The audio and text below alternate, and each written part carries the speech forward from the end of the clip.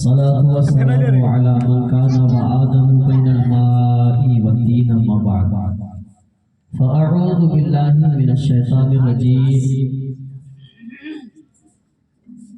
बिस्मिल्लाहिर रहमानिर रहीम।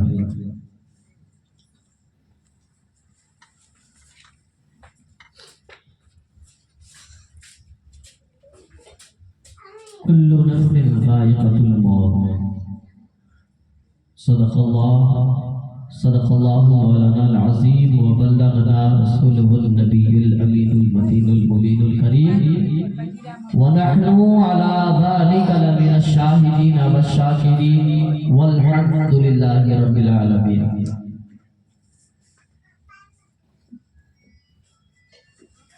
दोस्तानी मोहतरम, खुतबा मसनूना के बाद मैंने जो आयत करीमा की तिलावत करने का शरफ हासिल किया, बड़ी मशहूर मारूफ जो बारहा आप सुनते रहते हैं, उलमाए कराम से आप समाअत करते रहते हैं इसके बारे में, इसके ताल्लुक से।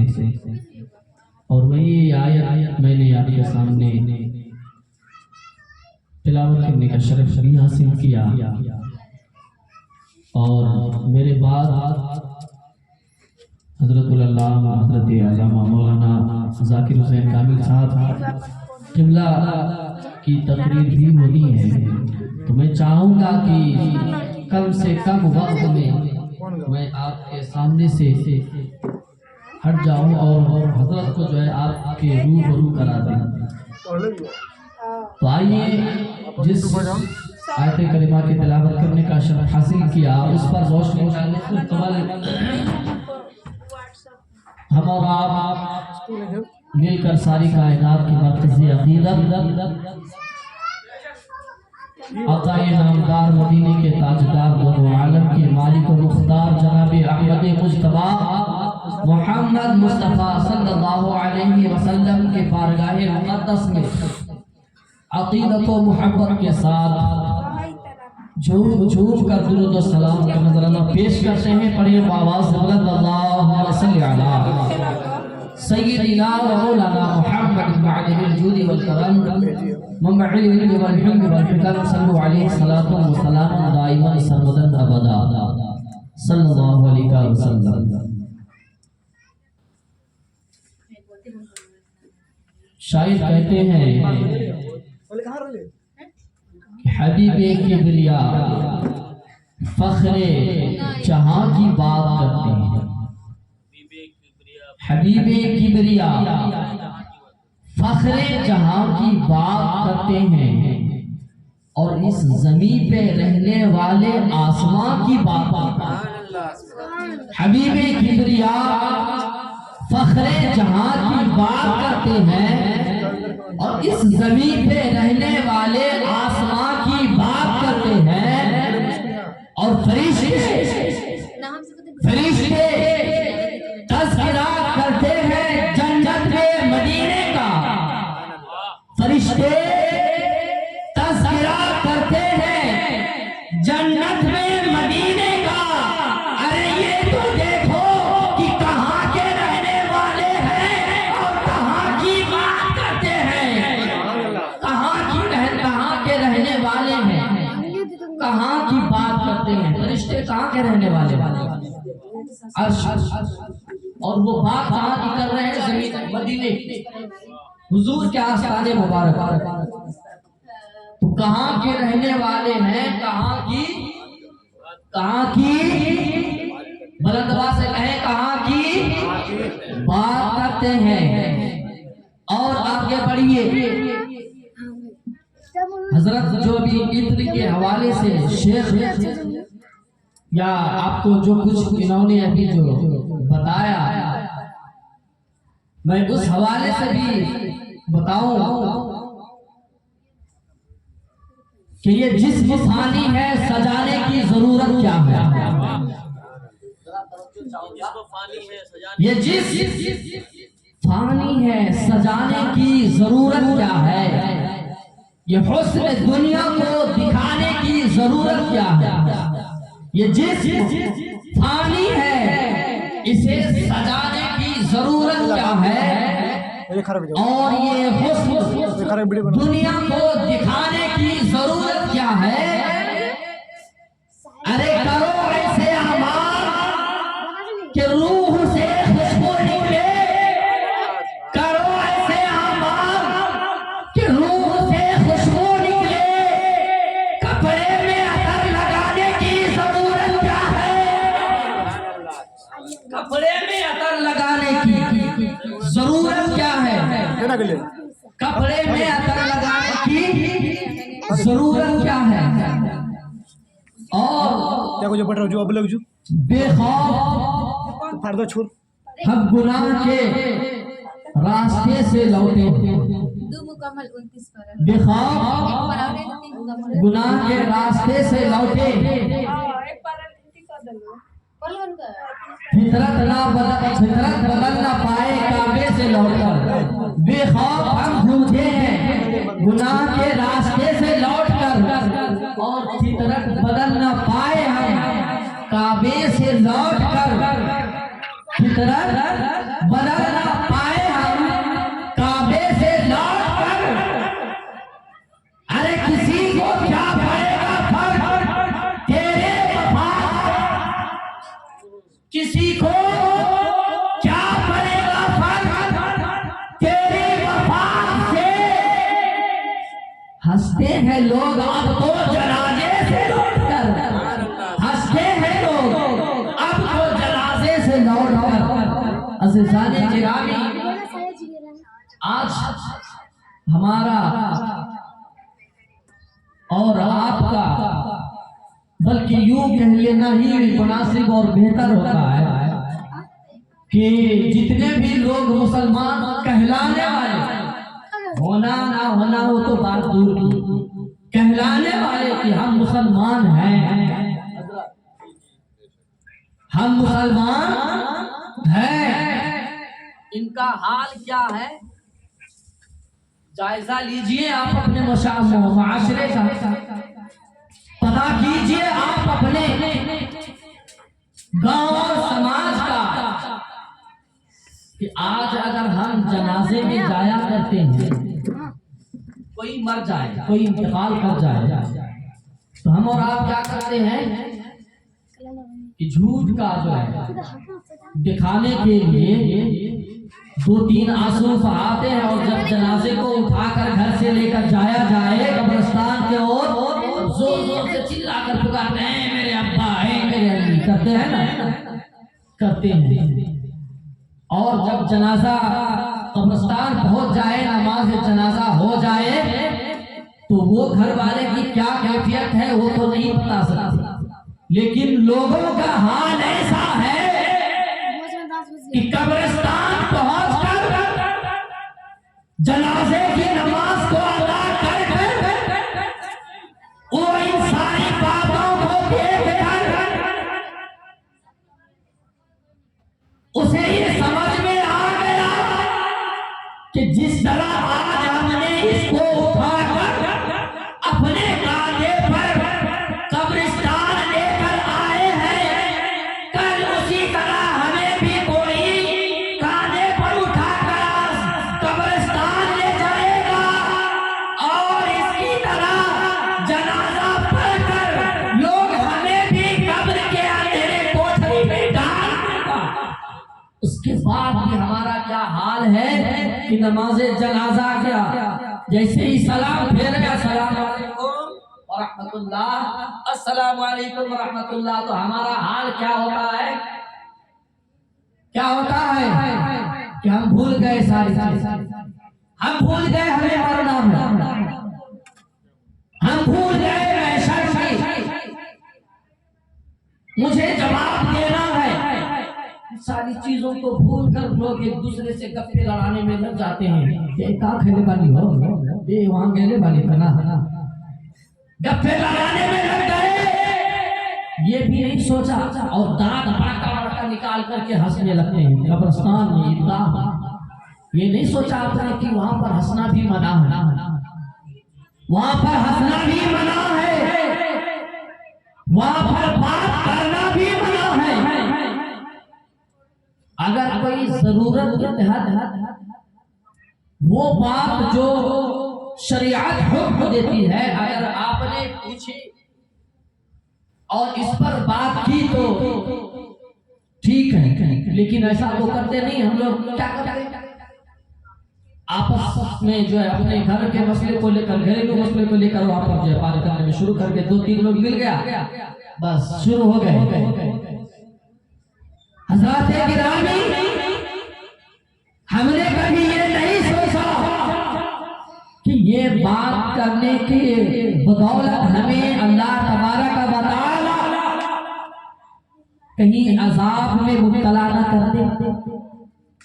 यही हंसने के बदौलत परवरदिगार आलम हमें कब्र के आग में न मुब्तला कर दे। कभी हमने नहीं सोचा। हज़रात गिरामी, मैं जो पहले मौजू लिया हूं उस पर बात करूं, तर्जुमा बता दूं कि परवरदिगार आलम ने इरशाद फरमाया कुल्लु नफ्सिन ज़ाइक़तुल मौत, यानी हर जानदार चीज को मौत का मजा चखना है। हर नफ्स को मौत का मजा चखना है।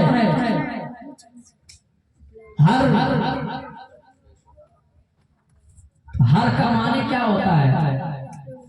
कोई ऐसा शख्स हो ये मानता हो कि मेरी मौत नहीं होगी, हम नहीं मरेंगे, कोई ये जान मानता है, चाहे वो कितना बड़ा वक्त का फिरौन क्यों ना हो, उसका भी मानना है कि मैं मरूंगा, है कि नहीं है? वक्त का वो कितना भी बड़ा इंसान क्यों ना हो, उनका भी अकीदा है कि मुझे मरना है। चाहे उसका अकीदा आखिरत पर हो या ना हो, उसका ईमान कुरान पर हो या ना हो, उसका ईमान इस्लाम पर हो या ना हो, लेकिन हर किसी का मानना है, हर लोग ये जानता है कि मेरी मौत हो और मुझे इस दुनिया से एक मरतबा मिटना, यहां से मुझे पर्दा हो जाना है। पर्दा होने का क्या मतलब होता है? मतलब कि पर्दा होता है कि आज अभी ये शामियाना खोल दिया जाए हमारे और आपके दरमियान में, तो हम पर्दा हो जाएंगे, हम इस पार हो जाएंगे, आप उस पार हो जाएंगे, आप मुझे नहीं देख पाएंगे, मैं आपको नहीं देख सकता, नहीं देख सकता ना। तो पर्दा का माने होता है छुप जाना, छुपा जाना, है ना। तो परवरदिगार आलम ने इरशाद फरमाया कुल्लु नफ्सिन ज़ाइक़तुल मौत, हर नफ्स को मौत का मजा चखना है। और जब मरना ही है, हम लोग जान रहे हैं, तो फिर भी हमारा अमाल इतना खराब क्यों है? हमारा अमाल इतना खराब क्यों है? आज हम महफिलों में जाते हैं, जलसों में जाते हैं, जुमा के रोज मस्जिद में जाते हैं, वहाँ इमाम साहब से खुतबा खिताब समाप्त करते हैं कि मरने के बाद हमारे साथ में क्या क्या हो रहा है, महशर होना है, रब की बारगाह में खड़ा होना है, सवाल और जवाब होगा, और हमने दुनिया में जो रह कर के काम किए, जो काम अंजाम दिए, उन तमाम चीजों का सवाल और जवाब परवरदिगार आलम हमसे पूछे। लेकिन आज हम क्या करते हैं? जान रहे हैं, उसके बाद भी है मौलाना तुमको जितना चिल्लाना है चिल्ला लो ना, हम तो वही काम करेंगे जो मेरा दिल कहेगा, है ना। यही हाल है हमारा। मौलाना चिल्ला चिल्ला कर मर जाए, लेकिन मुसलमानों के दिल पर कोई असर ही नहीं पड़ता। क्यों मुझे फर्क नहीं पड़ता? इसलिए कि हमारा ईमान सलामत नहीं है। आप किसी से जाकर पूछ ले, क्योंकि अल्लाह के रसूल सल्लल्लाहु अलैहि वसल्लम ने खुद इरशाद फरमाया और परवरदिगार आलम ने खुद इरशाद फरमाया पहले ही पारे में, और पहले पारे के पहले ही सफा में इरशाद फरमाया कि जो इंसान काफिर हो जाता है, जिसका ईमान खराब हो जाता है, मैं उसके दिल पर मोहर लगा देता हूँ, कान पे ताकि अच्छी बात नसीहत की बात उसके कान तक ना पहुंचे और दिल पर मोहर लगा देता हूं कि सुनने के बाद तो उस पर अमल नहीं करेगा, सुनने के बाद तो उस पर अमल नहीं कर सकता। कि अल्लाह तबारक व तआला का अज़ाब है कि उसने जिसने अल्लाह को नाराज किया उसने उसके दिल पर मुहर लगा दिया कि जा अब तू आजाद है, लेकिन दुनिया ही मिलेगी सिर्फ जब तू मर कर मिट्टी में गिरेगा और महशर के दिन मेरे सामने खड़ा होगा, उस दिन में तुझे पता होगा कि तुझको मैंने दुनिया में किस लिए भेजा था और तूने क्या करके आया। मैं तुम्हें दुनिया में किस लिए भेजा और तू क्या करके आया, मैंने तुझे क्या कमाने भेजा था और तू क्या कमा कर लाया। हजरत गिरामी अपने ईमान को संभालो, जायजा लो। हजरत उमर बिन अब्दुल अजीज रजी अल्लाह ताला अन्हु फरमाते हैं कि परवरदिगार आलम ने तुम्हारी पैदाइश एक मकसद से लिए किया है और अगर तुम उसकी तस्दीक करते हो तो बेवकूफ हो और बेवकूफ अब किस लिए, ये तो बात समझ आई कि ये मकसद जो मुझे पैदा किया गया तो मकसद है, लेकिन बेवकूफ क्यों? इसलिए कि हमारे पास वो अमाल नहीं है, हमारे पास वो अमाल नहीं है जिस मकसद के तहत परवरदिगार आलम ने हमें इस दुनिया में पैदा किया, इस दुनिया में भेजा। वो मकसद तो हमें मालूम है, लेकिन हम बेवकूफ इसलिए हैं कि हमको मालूम रहते हुए मैंने वो अमाल नहीं किया, अपने दामन में उस अमाल को जमा नहीं किया। तो फरमाते हैं कि तुम्हें क्या लगता है कि ये दुनिया तुम्हारे लिए हमेशा के लिए है? फरमाते हैं हमेशा के लिए नहीं है, बल्कि परवरदिगार आला ने तुम्हारी जिंदगी को, तुम्हारी पैदाइश को इस दुनिया में उस वक्त तक के लिए किया है कि तुम अपना अमाल सुधार लो, बना लो, ऐसा अमाल कमा लो कि रब के बारगाह में जाने के बाद रब से मुंह छुपाने की जरूरत ना पड़े, रब से मुंह चुराने की जरूरत ना पड़े कि परवरदिगार अब तो मैं कुछ नहीं लेकर आया हूं, अब मैं तुझे कौन सा काला कलोठा मुंह दिखाऊंगा। काला कलोठा कैसा मुंह तुम्हें दिखाऊं? लोग सोचता है कि हम तो यहाँ गोरे हैं तो काले कैसे। परवरदिगार आलम के यहाँ तुम्हारा ये गोरापन नहीं चलेगा, ये चमड़े के गोरापन रब के बारगाह में नहीं देखी जाएगी। अगर कोई देखी जाएगी तो वो गोरापन जो तूने दिल में नबी की शरीयत को बसाया है, नबी ने फरमान को बसाया है और सिराते मुस्तकीम पर चलते हुए अपने ईमान को सराहना की दुनिया से रुखसत हो। अगर ऐसा किया है तो रब की बारगाह में वो चेहरा मुंह दिखाने के काबिल रहेगा और रब तबारक व तआला उस इंसान पर अपना रहम भी फरमाएगा, करम भी फरमाएगा। और परवरदिगार आलम फरमाता है कि जिससे मैं खुश हो जाता हूँ फिर उसको क्या नवाजूंगा क्या नहीं नवाजूंगा, वो बंदा और बंदा का खुदा जानता है, बंदा और बंदे का खुदा जानता है कि परवरदिगार आलम ने उसे क्या नवाजा और वो शख्स परवरदिगार से क्या पाया।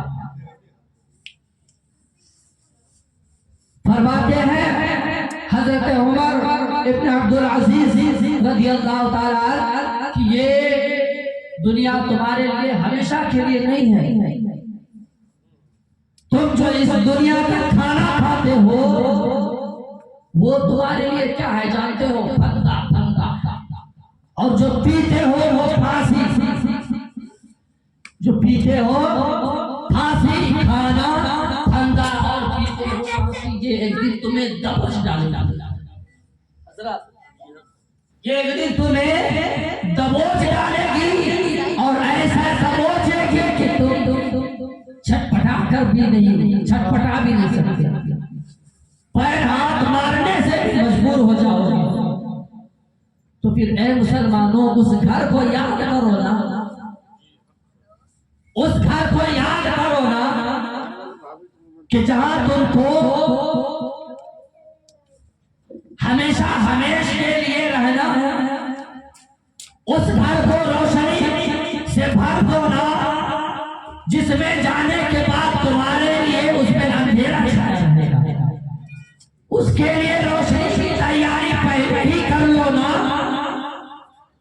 आज हमारा बाप इस दुनिया से रुखसत हो गया, आज हमारी माँ हमारे सामने से पर्दा कर गई, आज हमारा भाई हमारी बहन हमारे दरमियान से रुखसत हो गए और 2-4 दिन अभी खूब मन लगा करके रो धो लिए हैं कि बहन चली गई, मेरा बाप चला गया। और वही 8वें दिन जब तीजा हो जाए तब उसी का हाल देखिए हजरत की, वो कैसा हाल रहता है। कौन माँ कौन बाप सब भूल गया, उसके कब्रों पर जाना भी पसंद नहीं करता, कब्रों पर जाना भी पसंद नहीं करता। अज़ीज़ानी गिरामी, आपको मालूम है कि जब कोई इंसान मर जाता है तो उसका जो अमाल खान कमाने का जो एक जरिया रहता है, जिंदा रहता है लोग तो एक अमाल कमाने का जरिया है कि जिंदा है तो कोई एक काम करके जो है वो अमाल कमा लेगा। लेकिन जब इंसान मर जाया करता है तो फिर सारे रास्ते बंद हो जाया करते हैं, सारे रास्ते अमाल के बंद हो जाया करते हैं। और अगर कुछ खुला रहता है तो वही है जो उनके घर में उनके चाहने वाले, मारने वाले, उनके बेटी, उनके बेटे, उनकी बीवी, उनका बाप, भाई, बहन, यही सब एक जरिया उनके लिए बाकी रह जाता है कि वो रब के बारगाह में उसके लिए इसाले सवाब करे और उसे उसकी मग़फ़िरत के लिए रब की बारगाह में अपने हाथ को उठा करके उनकी मग़फ़िरत के लिए दुआ करें। लेकिन हमारा हाल ऐसा है कि आज जो है हम सब भूल गए, मर गए, तीजा कर दिए और 40 दिन के बाद 40वां पढ़वा दिए, उसके बाद डायरेक्ट 1 साल के बाद जो है एक दिन फातिहा पढ़वा देंगे, मौलाना साहब को आकर बुला कर हो जाएगा। हज़रात मोहतरम, वो हर वो शख्स जो हमारे दरमियान से पूछ कर जाता है, चला जाता है, वो हमेशा हमारा आपका अपने मानने चाहने वालों का इंतजार करता रहता है कि कब कोई किधर से आए मेरे कब्र पर आकर कुछ कलामे मुक़द्दस की कुछ आयत को तिलावत करके बारगाह में मेरे लिए सवाब करते हैं। वो इस इंतजार में रहता है, लेकिन हम लोग नहीं जाया करते। एक वाक़या आप समाप्त करें कि एक बेटा था, एक माँ थी, उसके अलावा उसका कोई नहीं था और वो माँ बड़ी ज़ईफ़ थी और ऐसा वक्त पेश आया कि वो माँ इंतकाल कर गई, इस दुनिया से कुछ कर गई। वो बेटा बड़े प्यार से, चूंकि वो बेटा फर्माबरदार बेटा था, ना बाप थे उसके ना कोई और सहारा था, सिर्फ वो 2 माँ बेटे। माँ जब इंतकाल हो गई तो माँ को जो है वो कब्र में जाकर उन्होंने दफना दिया और दफनाने के बाद जो है वो हर रोज माँ के कब्र पे जाते और सिर्फ कुल हुवल्लाह शरीफ 3 मरतबा पढ़ते और अपनी माँ के लिए जो है दुआए मग़फ़िरत करते, माँ के नाम से सारे सवाब कर दिया करते। तो जब इसी तरह करते करते एक दिन उस शख्स के, उस बेटे के दिल में ख्याल आया कि परवरदिगारे आलम, मेरे माँ को मरे हुए इस दुनिया से पर्दा किए हुए कई साल हो गए, लेकिन मुझे पता नहीं कि मैं अपनी माँ के कब्र पर भी जाता हूँ, उनको इशारे सवाब भी करता हूँ, लेकिन ए परवरदिगार आलम जरा मुझे ये तो बता दे कि मेरे जाने से मेरी माँ को फायदा हो रहा है कि नहीं। तो परवरदिगार आलम के फजलो करम से वो माँ अपने बेटे के ख्वाब में आती है और वो बेटा कहता है, ए मेरी माँ बता, तुझे मुझसे पिछड़े हुए कई साल गुजर गए, ए मेरी माँ बता तो सही, मैंने जो तेरी कब्र पे आकर इतने दिनों से फातिया कहा, परवरदिगार आलम ने इसका क्या अजर दिया। वो माँ कहती है, ए मेरे बेटा, तू मेरे कब्र पे हर रोज आकर फातिहा पढ़ता है, मेरे लिए इशारे सवाब करता है, रब की बारगाह में हाथ उठाकर दुआए मग़फ़िरत करता है, तो इसकी बरकत से परवरदिगार आलम ने मेरे तमाम गुनाहों को माफ फरमा दिया और मुझे सोने के लिए रेशम की बिस्तर अता किया। सुभान अल्लाह, सुभान अल्लाह। अल्लाहु अकबर। परवरदिगार आलम ने तमाम गुनाहों को माफ फरमा कर उस माँ को, उस बेटे के फातिहा, उसके इशारे सवाब की वजह से गुनाह को भी माफ फरमा दिया, बख्श दिया और कब्र में आराम से सोने के लिए रेशम के बिस्तर भी अता फरमा दिए और उनके कब्र में जन्नत की ठंडी ठंडी हवा की खिड़की भी खोल। तो ये सब कैसे उस वक्त होगा। क्या आप नहीं चाहते कि आपके जो अहलो अयाल से जो चले गए, आपके दादा हो, आपके माँ हो, आपके वालिद हो, वो जो इस दुनिया से चले गए, क्या आप नहीं चाहते कि उनके कब्र में भी रोशनी हो, उनके कब्र में भी जन्नत की ठंडी ठंडी हवा आने की खिड़की खोल दे परवरदिगार रब तबारक व तआला, उसे भी रेशम बिस्तर अता फरमा दे। क्या आप नहीं चाहते हैं? अगर चाहते हैं तो मुसलमानों, अपने मरे हुए लोगों को जो इस दुनिया से पर्दा कर गया, उसके लिए इशारे सवाब करो, उनके लिए दुआए मग़फ़िरत करो, ताकि परवरदिगार आलम जो है उनकी बख्शिश और मग़फ़िरत अता फरमा दे और उनके तमाम गुनाहों को माफ अता फरमा दे। हज़रात मोहतरम, काफी वक्त हो चुका है और मैंने जो कुछ भी इस वक्त अभी जो बयान किया, मैं चाहता हूँ कि यहीं पर इख्तिताम कर लिया जाए और दुआ करता हूँ कि मौला करीम हमने जो कुछ बयान किया और जो कुछ सामईन ने समाअत किया, मेरे बोलने या इनके सुनने में किसी तरह की कोई भूल चूक, कोई गलती खामी हुई हो, परवरदिगार प्यारे हबीब सल्लल्लाहु अलैहि वसल्लम के नाले पाक का तुझे वास्ता देता हूँ मौला, तमाम गलतियों को माफ फरमा और हर तमाम लोगों को अपने मरहूमीन के लिए दुआएं मग़फ़िरत करने की तौफीक और रफ़ीक अता फरमा, उनके कब्र पर जाने की तौफीक और रफ़ीक अता फरमा। व मा अलैना इल्लल बलाग। अस्सलामु अलैकुम व रहमतुल्लाहि तआला व बरकातुहू। अब आइए आखिरी खिताब सुनने के लिए जो है सुनाने के लिए मैं हजरत की बारगाह में अर्ज़ा पेश करता हूँ कि हजरत माइक पर तशरीफ लाए और अपनी नूरानी और जोरदार खिताब से हम तमाम सामईन के कुलूब को मुनव्वर मुजल्ला फरमाए और इस बात का तो बाखूबी आपको अंदाजा हो ही गया होगा कि हजरत जब बोलते हैं तो ऐसी ऐसी बात कह जाते हैं कि जहां तक हमारी रसाई ही नहीं है। हजरत का बयान आप जब समाअत करेंगे, अभी तो आपने इनकी नज़ामत को समाअत किया है, लेकिन अब बारी आ गई कि इनके खिताब को सुनने की। आप इनके खिताब को सुनिए, इंशाअल्लाह अज़ीज़ इनका खिताब ऐसा खिताब होगा कि इंशाअल्लाह आप मैं यकीन करता हूँ कि आज वो बेटा जो अपने पर्दा किए हुए माँ, पर्दा किए हुए बाप को भूल बैठा है, इंशाअल्लाह अज़ीज़ वो उनके कब्र पर आना जाना शुरू कर देगा।